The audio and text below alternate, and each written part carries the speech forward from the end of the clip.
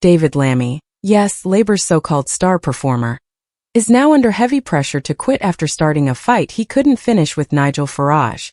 And what we've uncovered is going to leave people stunned. In this fictional account, it's the kind of political scandal that pulls the curtain back and shows how ugly things get when panic hits. The Deputy Prime Minister went on stage and tried to act tough. He believed he could damage Farage with one of the most poisonous accusations in British politics. Instead, it has exploded in his face. And what happens next could shake Labour from the inside. Because this isn't just about one careless insult. It's about who controls the immigration argument in Britain. It's about voters versus the political class. And let me warn you, every statement, every walkback, every clarification sounds like fear. You'll hear it in their words. Here's the part that makes this moment huge. Keir Starmer has been dragged right into it. And in this story, he ends up admitting something he never wanted to say clearly on camera. What follows is pure drama. Accusation, denial, backtracking at record speed. And the fallout is only starting. So make sure you subscribe, because when it comes to immigration, to Farage, and to what Labour really thinks, you won't hear it straight anywhere else. Picture the scene. David Lammy, Deputy Prime Minister, standing there while the cameras roll. A reporter asks a simple question. Do you think Nigel Farage is racist? Lammy couldn't help himself. He reached for the biggest weapon in the cupboard. He claimed Farage had once flirted with the Hitler Youth. Take a second to process that. In this story, the second most powerful man in the country basically tried to link the leader of Reform UK to Nazi Germany. But here's the immediate problem. He had no proof. No evidence. Nothing solid. Just a dirty smear pulled from old schoolyard talk and vague rumors. And the backlash hit fast. Within hours, headlines were everywhere. Social media exploded. Even journalists who usually treat Labour gently were asking, wait, did Lammy just cross the line? Because in Britain, there are certain comparisons you don't throw around lightly. You don't toss Nazi labels like they're casual insults. Cheapens history. It offends people who suffered through the real thing. And most of all, it makes the person saying it look desperate. Lammy thought he'd landed a clean hit. Instead, he looked like someone who swung wildly and embarrassed himself.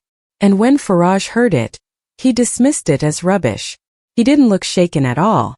In fact, in this kind of political environment, attacks like that often help him, because they confirm his message that the establishment is trying to silence him. But wait until you hear what Lammy did next. Just hours later, Lammy is pushed back in front of the cameras.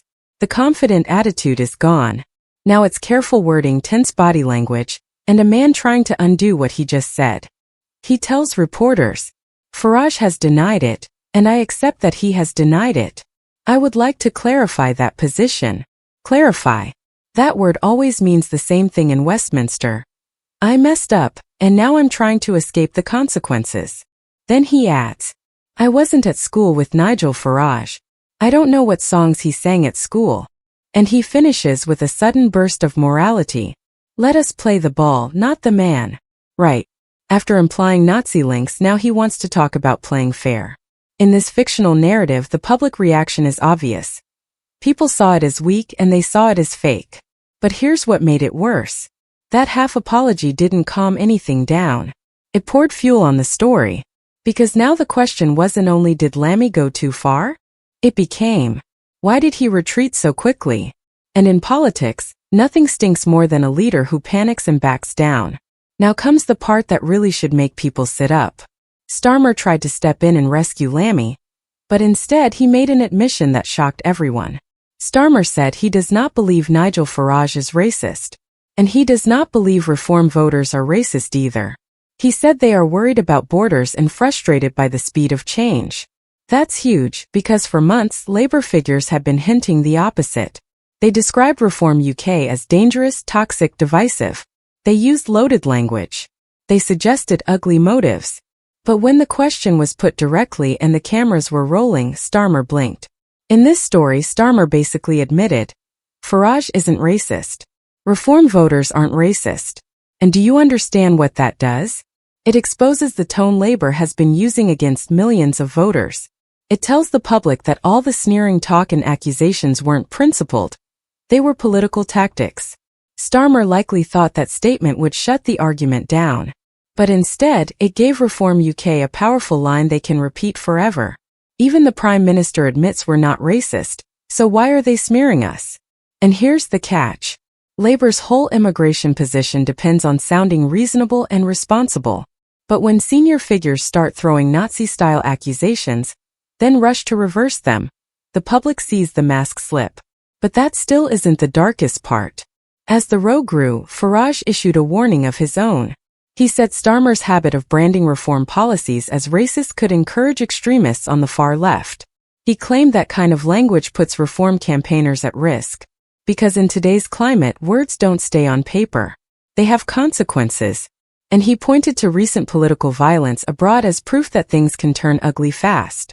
In this fictional story, the argument becomes simple. When politicians throw around explosive labels, they aren't just debating. They're creating conditions that can lead to real harm. And people watching start asking the question Labour doesn't want to face. Do these politicians care about ordinary people, or are they only protecting their own careers? Now listen to what happened next because it exposed something even bigger. During this same media storm, Starmer was asked about Donald Trump. Trump had claimed London was heading toward Sharia law. Was that racist? Starmer replied, "I'm not going to start down the road of discussing whether things said by others are racist or not. So let's get this straight. When it's Farage, they jump in quickly with strong labels and dramatic accusations. When it's Trump, suddenly Starmer refuses to comment. That's the hypocrisy argument in its clearest form. Loud when it's useful, quiet when it's inconvenient. And ordinary Brits notice. They don't need a journalist to explain it. Because here's the reality in this story. Immigration is now one of the biggest issues in Britain. People want straight answers. They want controlled borders. They want fairness. They want order. And instead of solutions, they see smears, insults, and politicians who dodge direct questions when it suits them. Then the story turns darker again. While everyone was watching Lammy's mess and Starmer's backtracking, Labour quietly pushed forward with something else. A controversial policy. A mandatory digital ID system. Labour claims it's meant to tackle illegal working. But critics argue it's a civil liberties threat, turning law-abiding citizens into people who must constantly prove themselves, while still failing to stop the main issue. Boats crossing the channel. So the question becomes unavoidable. Is this really about safety? Or is it about control? Labour says trust us. But after a week like this, who trusts them? And the irony is painful. Farage has warned for years that the establishment would tighten control on ordinary people, while still failing to secure borders. In this fictional narrative, the timing couldn't be worse for Labour. Now the wider reaction grows. Across the country, more people speak up, small towns, big cities, online, in pubs, saying they've had enough. Enough of double standards. Enough of reckless language. Enough of political theater while the border debate stays unresolved. Lammy thought he could shame Farage into silence. Instead, he may have given him his biggest boost yet. Because nothing fires up reform supporters like seeing their leader attacked by the political establishment. And when Starmer admits Farage isn't racist, that becomes political gold. A quote that will be replayed in campaign clips, speeches, and conversations everywhere. People can sense when politicians are scrambling. They can hear panic in the voice. They can see it in the sudden clarifications. And right now, Labour smells like panic. Here's the part Labour does not want highlighted. David Lammy is fighting for his position. Keir Starmer is trying to hold a divided party together. And Nigel Farage is standing back, smiling, while their argument collapses around them. This isn't just another spat. In this story, it's a turning point. The immigration debate has erupted, and Labour is suddenly on the defensive.